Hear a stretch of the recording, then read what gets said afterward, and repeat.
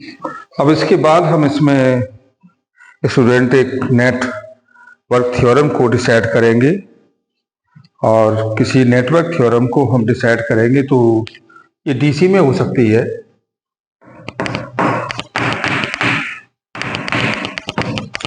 Network theorem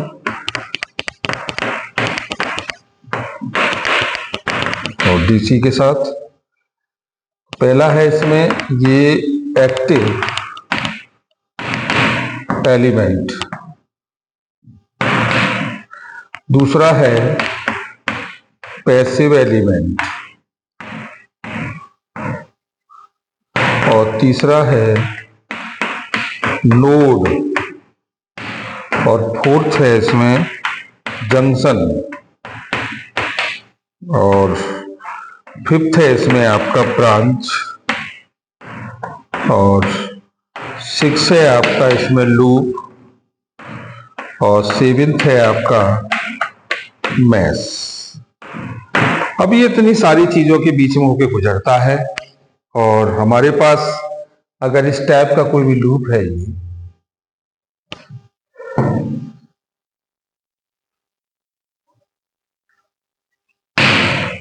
और इसको हमने एक बैटरी से कनेक्ट कर दिया ये, और इसको इससे मिला दिया, और ये आपके पास हो गया एक रेजिस्टेंस ये लगा दिया, तो ये R1 हो गया, ये R2 हो गया, और ये R3 हो गया, और इसके साथ एक बैटरी हमने और लगा दी है, ये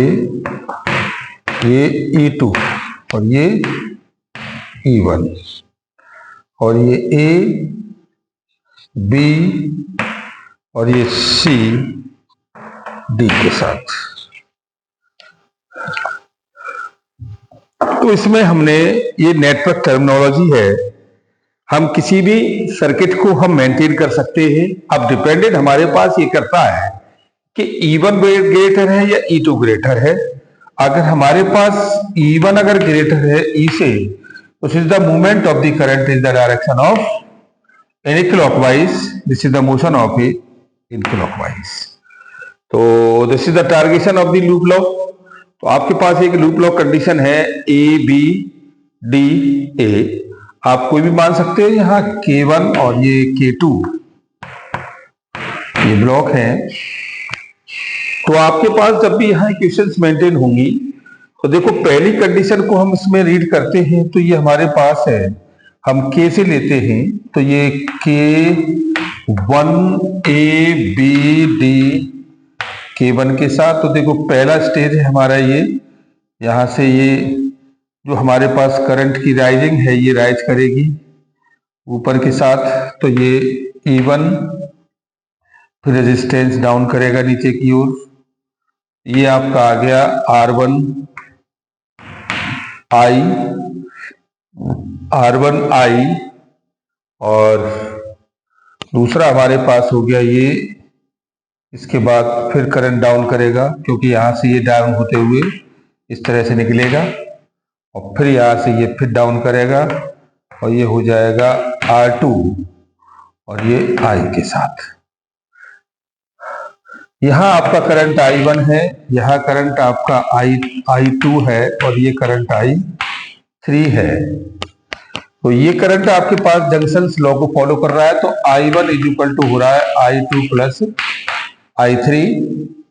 तो ये आपका करंट हो गया I1 और ये हो गया आपका I2, और फिर हम यहाँ से फिर वही पहुंच जाते हैं, और ये पॉइंट आपका फिर हो गया ये K1 के साथ। तो ये आपका हो गया E1 माइनस के R1 I1 माइनस के I2 इज इक्वल टू 0। एक इक्वेशन ये हो गई। अब सेकेंड लूप को पकड़ लो आप। तो सेकेंड लूप हमारे पास है B C K2D into B के साथ, कहीं से भी आप ले सकते हो। तो अब इसमें हम क्या देख रहे हैं कि यहां से करंट जा रहा है और इधर से भी करंट ये जा रहा है ना। तो करंट की डायरेक्शन हमारे पास ये इस टाइप से है, और ये लूप में मेंटेन हो गया। तो ये BCD में है, तो यहाँ आपके पास जो वैल्यू हो गई वो एक तो करंट की वैल्यू ये हो गई I3 और ये B के साथ, फिर इसके बाद फिर ये फॉल कर गया इसमें ये, और ये आपका फॉल कर गया कितना, ये E2, और फिर इसके साथ ये फॉल कर गया, ये अपोजिट डायरेक्शन है। तो इसमें आप इसे मेंटेन करोगे तो फिर ये राइज कर जाएगा और ये आपका हो जाएगा R2 और ये I2 के साथ, फिर ये B पर आ गई। इसके साथ आपकी वैल्यू हो गई है कितनी, माइनस के R3I3 माइनस के E2 और ये प्लस के R2I2 इज इक्वल टू 0। तो that is the value of equation number second.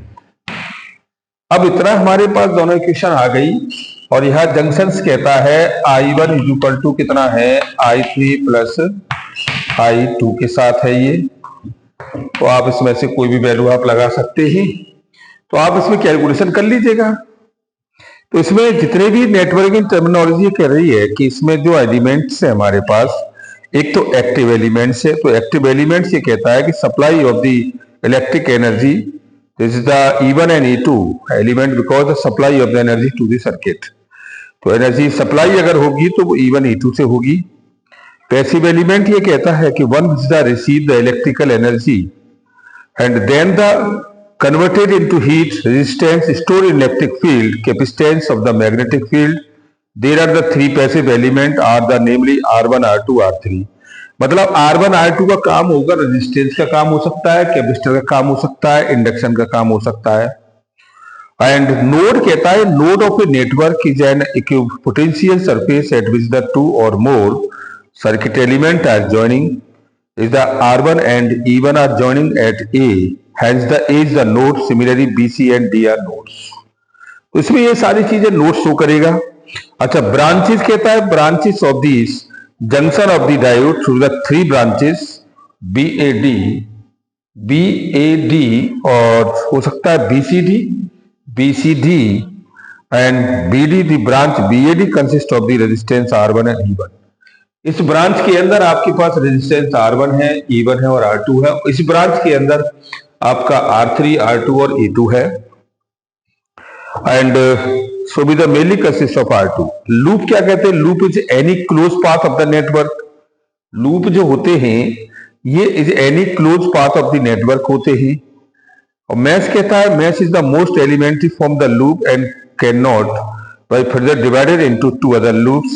Both loops ABDA, the BCD qualified mesh is because the chord is a mesh to the loop ABDA and BCDB. Okay, thank you very much.